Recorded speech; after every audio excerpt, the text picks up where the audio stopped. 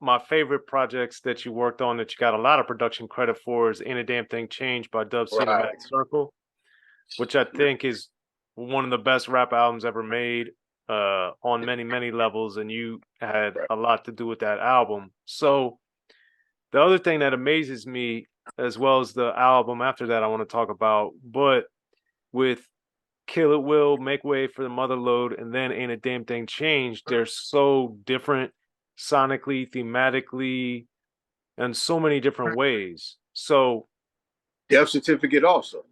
and Death Certificate as well. Look who's burning, the wrong nigga to fuck with, all of that. You know what I'm saying? That was me and Jinx all day. So, how collaboratively, how does it go from Kill It Will to working on the whole thing to Death Certificate not doing every song or not working on the whole thing? Like, how did your is that because you were doing so much with D.O.C on Ain't a Damn Thing Change? You couldn't do both, or like what was happening? Well, you also had Pooh, which he had a group called the Boogeyman, which consists of DJ Pooh, Bobcat, and Rashad.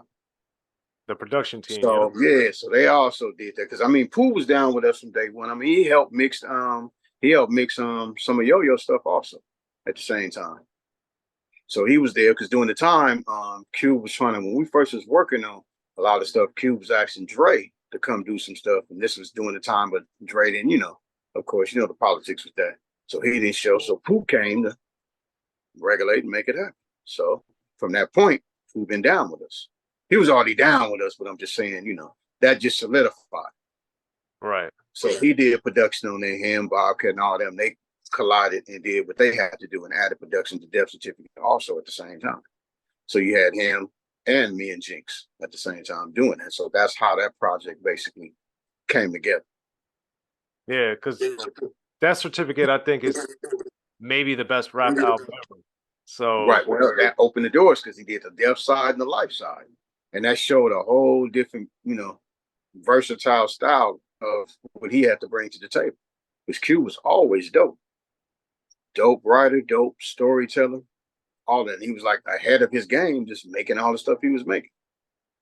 And that's everybody basically followed. I mean, especially with that connection of us connecting up with the Bomb Squad and Chuck D and all of them, that opened up the doors for everybody to embrace. Because I mean, the South was doing their thing, but not like how the East and the West was doing their thing. So it right. opened up the doors. And of course, we had the connection with the South from the K-Day Mix Masters, from the Uncle Jam's Army, from the gang banging, from the dope selling, and doing all that, and going to the South.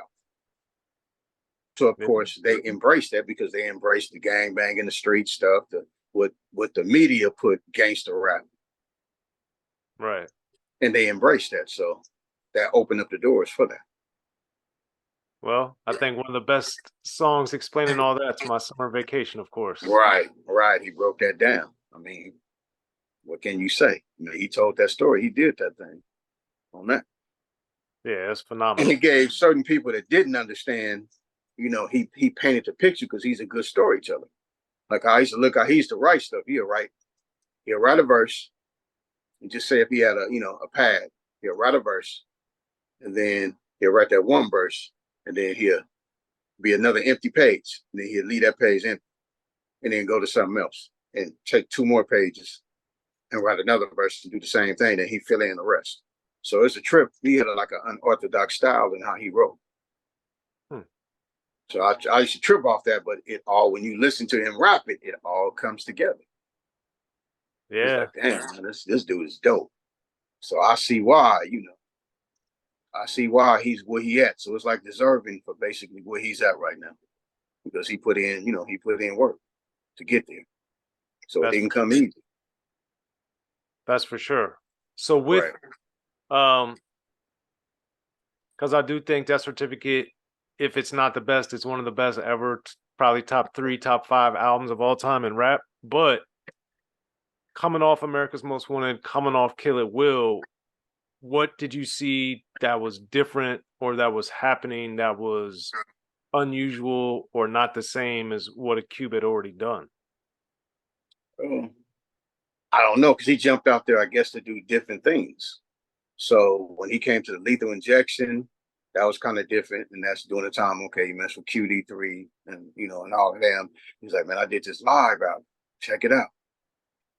You see, at the time, we was trying to break away from that anyway. Like Jackin forbid, man, we got the hell suit out of us for that.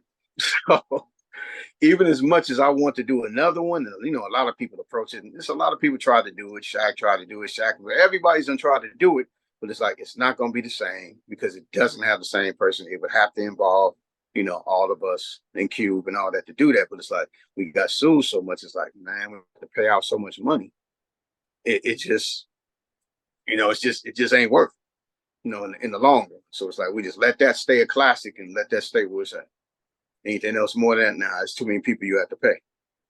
Right. Okay. Because we listed basically, we didn't list where the actual samples came from. They end up putting the rappers that used it. So that made it even worse, for them coming back and hitting with the lawsuits. And you had all these different companies and all these different artists coming at you. Hey, it is what it is. It's two layers of problems. Right. But it's cemented in history, so you can't take it back. So it was fun doing it. So by the time, like what you brought up about the Ain't a Damn Thing changed, within that time, Cuba basically got at me and said, Low Profile broke up during the time when the Latin, and that split. So Dub was still in a contract with Priority in a messed up contract. Because how they basically originally did that was when the Latin won the DMC, little thing, he got a deal with Priority. And of course, he was down with Dub. So that's what it was. So Dub locked in as an artist. Of course, Aladdin was able to leave as being a producer. Dub was still stuck in the contract. So within that time, like, what you gonna do? So I guess Cube and Brian Turner end up talking and doing whatever, and they connected up to come up with a budget to basically do the album. Because it was a choice between, like in the beginning, when we was doing the Lench Mob, it was a choice between those two names, the Mass Circle or the Lench Mob. I was like, the Lench Mob sounds better than the Mass Circle. Like if you go back and look at some of the NWA footage, you'll see Cube wearing this T-shirt with a smiling face with bullet holes in it. Now it's going to be Ty. He was going to push for the Mass Circle. And I was like, the Lench Mob sounds way better than that. Sounds way better. So Dub them took on that. So when he said to me that Low Profile broke up, you down with doing something for him? So I was like, hell yeah. So they're going to be the Mass Circle? Man, right away. Like, shoot me his number. So that was that. Hit Dub. We chopped it up. Boop. And Tunes came through. We started knocking out some of the songs. Yeah, that's crazy. Some of the songs, yep. A little bit before Jinx came into it. So we had knocked out like at least like six songs before Jinx came into it. And he came and he added his like we normally do. We went back to the tag teaming and doing what we do best. Okay. So with Ain't a Damn Things Changed, I thought it was interesting, like out on a furlough, for instance, with the additional vocals, how when and why did you decide like, oh, I'm gonna get on the vocal side of things a little bit on some of these choruses or some of the other stuff? Just to fill in the background. A lot of that was me, Jazzy D, that do the Gangster Granny, the homie Big Cal used to roll with us on tour to do all that. Number one, rest in peace to DJ Crazy Tunes, rest in peace to Coolio, rest in peace to Big G. Y'all missed and y'all loved. Yeah, for sure. I spent a lot of time with Crazy Tunes, man. So man, yeah. me and him, I still got a mixtape, half of mine, that we did. I don't know, he may still have his somewhere floating around. And we was gonna do. I was doing one side, he was doing the other side. We never really got a chance to finish it because we all just started going in different directions and what we was doing. But yeah, we talked every day and connected every day. I used to bring them 40s and cases of 40s for their birthdays and all of that. So we had a lot of fun. For sure. So that was fun. That was more like a family thing because we was all connected as a family anyway. Yeah. No, you can tell. It was definitely the way the music's created. It definitely seemed very collaborative and very like we're pushing each other to be better. And with Make Way for the Mother Load, Ain't a Damn Thing Change, Kill It Will, even America's Most Wanted, and Death Certificate, there's a lot of the radio, like changing the channels, all this different stuff. That's a constant through a lot of these records. Mm-hmm. So why was that something that you guys gravitated towards so much? I don't, you know what? I don't even know. We were just trying to make stuff sound as realistic and give the fans basically stuff that we know would grab their attention and grab their ears, like basically making the interludes. So we would basically specialize to do that. Me and Tunes used to do interludes for our answering services. Jinx did too. We used to clown and do all kind of interludes with people walking and all different type of sound effects and all of that stuff for our answering services and stuff. As well as doing the mixtapes and all of that stuff. But we wanted stuff to, to do interludes and make stuff sound as realistic as possible, as we could. So if you think about it, if you listen to America's Most Wanted and you think about that, and you listen to certain like Jackin from The Killer at Will, the America's Most Wanted, and you look at how all that was formatted with all the interludes and all of that stuff. And if you think about the Chronic and Doggy Style, look at how they did theirs. They basically followed that pattern. Right. Like when JD was doing JD's Gaffling, and then you had Snoop when he did, some here, something like Harold and the Blue Note, something like that, and did all that. It's like they carbon copy, which is nothing wrong with that. That's paying homage. So that's respect. All day, every day. Shout out to Snoop Dogg. Shout out to the DPG. All day, every day. Now, with Right. Ain't a Damn Thing Changed, Behind Closed Doors, to me is a super powerful song, and I know you co-produced that one, and that's Right. another take on police brutality, but it's Right. also from a, Dub starts it off saying, I wrote this with a broken hand. So Right. he's the thing about Ain't a Damn Thing Changed that I always thought was it had a much more darker element to it in the Right. Well, sense, it was more hood, basically, compared to everything else. yeah, and it It was also more hood had and more grimier than everything else, because that's what he was pushing for, the mass circle. and I think that's part of why I like it so much because it's also he wasn't hood reporting, gangster rap, street rap, whatever, hardcore rap. It's not always about winning, Right. but I also thought that a song like Fuck the Police or a lot of Cube stuff, it has so much energy. And that's Right. why I think Dead Homies, because it's more of like, damn, this is what happened.